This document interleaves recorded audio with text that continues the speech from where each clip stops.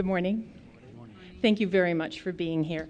And I'm going to ask, and we'll start first with you, Peter, if each person could just introduce themselves, give their position and the business they're about, and tell us a little bit about your business or corporation. Sure. My name is Peter Beggs. I'm with IBM. I'm in the software group. My history is out of the Toronto Development Lab, so I have a technical background. I'm a professional engineer from U of T Engineering Science. I was in the lab for about 18 years, and I joined Software Group in IBM Canada essentially as a consultant for the Canadian and the Caribbean territories.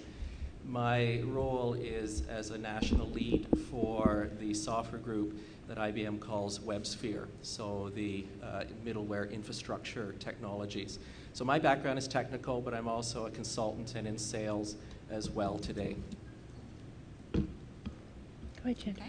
My name is Chandra Williams, and thank you for having me here. I work for TD Bank Financial Group, and TD Bank is the second largest financial institution in Canada, sixth largest in North America, and we have a number of businesses that we support. Basically, our retail banking, our TD Canada Trust in Canada, is our largest business, and we also have wholesale banking, wealth management, and we have corporate operations as well. In terms of what I do within the organization, I work in HR, and my particular role is I support in the corporate diversity area. I support expanding, this is a long title, expanding leadership opportunities for members of visible minority groups. And particularly under that area of focus, we also have a new Canadian focus, and that's kind of my role. Within TD, we have a key focus against diversity, and it starts from the top down. We have what's called a Diversity Leadership Council, and that council is made up of our very key business leaders, and they meet on a monthly basis to talk about diversity initiatives, and within that we also drive through HR the diversity initiatives as well. Thank you. Please. Good morning. My name is Mike Haynes. I'm head of procurement for Siemens Building Technologies Division, which is part of Siemens Canada Limited. That's only going to be for the next couple of days because Monday I start the job as director, head of procurement for Siemens Canada Industry sector. Siemens is a international global country. We continually recruit and integrate the best and brightest people in all our businesses. And that ongoing transformation of our employee structure represented, by my promotion and the continual change we go through reflects our aspiration to create and maintain a first-class workforce around the world.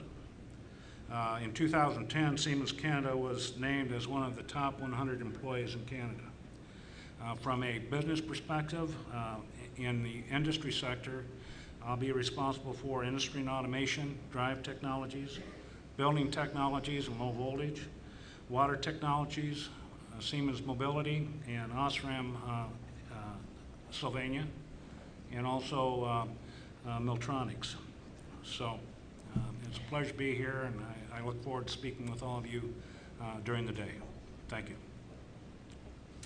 Good morning. My name is Lara Dodo. I'm Regional Vice President for Robert Half International.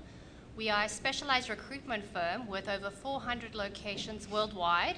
We specialize in areas, many of which are represented today. I'm looking at the table listings. So finance and accounting, technology, creative, administrative services, and legal.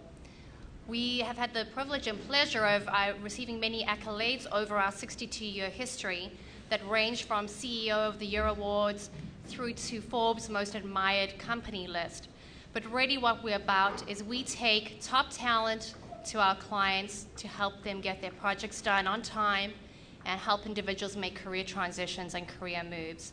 So I'm very excited to be able to hopefully add some value in giving you a snapshot of what's happening in the employment community today and learning a little bit more about your circumstances. Thank you so much.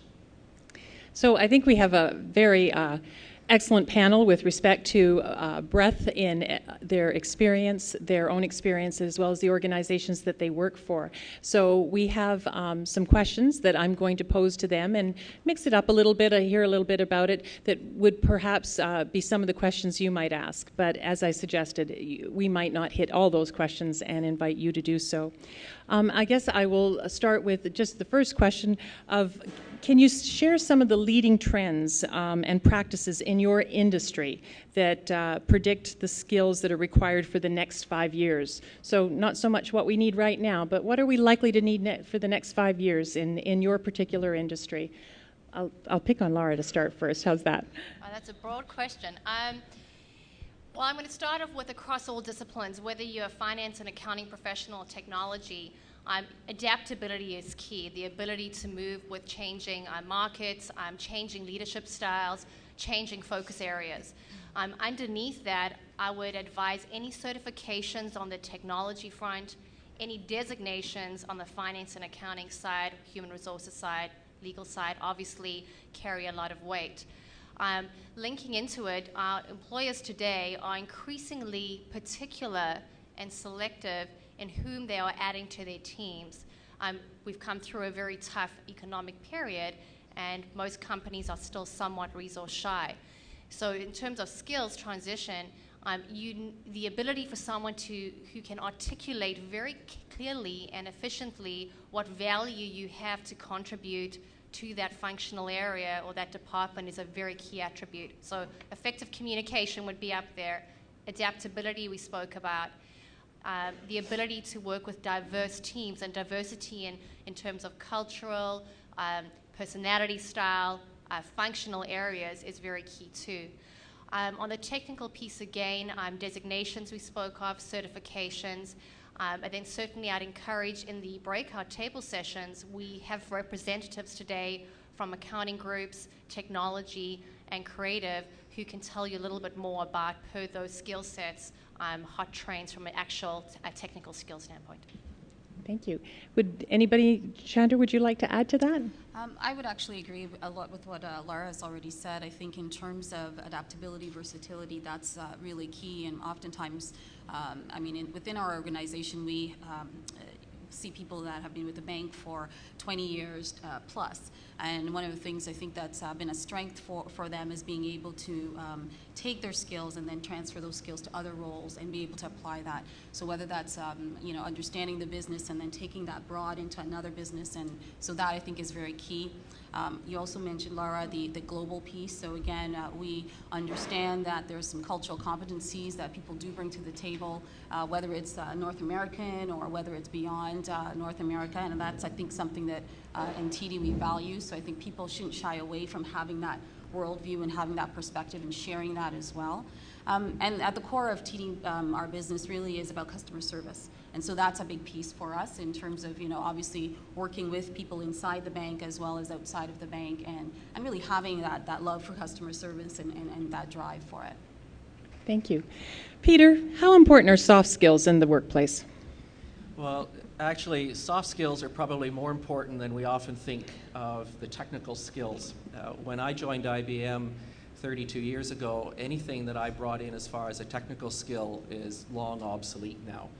And when candidates come to IBM to be interviewed, we often look at their technical skills as an entry point, but we then look at what's really key are such skills as communication skills, teamwork skills, the ability to, as adaptability, but to change and to keep up. Because the job I have today is very different than the job I started with, and I've been in many jobs. And when IBM looks at a candidate, we look to see not just will you fulfill this particular job right now, but what might you be doing 5, 10 years from now? We hire for the long term. So you have to look when you're coming in and saying the technology skills are important, but the ability to communicate is critical, to express orally and in writing your thoughts and your ideas, because you work in a very cosmopolitan and diverse team, and that team could be across the world. So the ability to work in teams, deal in that team environment is very key. And then the ability to show adaptability. the ability to say, this is what I came into the job with, but this is what I've learned, this is what I can do, this is what I'm willing to do, this is where I can engage with our customers and with the people in the company as well. So I would say the soft skills are actually very critical. In fact, after you get past, yes, you've got the degree and you've got the technology base, what differentiates you is going to be the soft skills. Yes. Michael, would you like to add anything to that? Yes, I agree with everything that Peter said, but I want to focus, and especially on this group, on a specific skill. And you look at my history of 30 years being in logistics and supply management, and especially in procurement, basically being a buyer. And when I sit back and reflect at the soft skill that I really had to get me to where I am right today is the fact that I'm a salesman. You have to go in and have those skills and be able to build those relationships to sell and market whatever you do, whatever your function is in the company. Basically, both internally and externally. I do it with suppliers, I do it internally with different businesses. So that soft skill and being a salesman and being able to market what you bring to the game and what value you provide is very key, and it's something that I look for.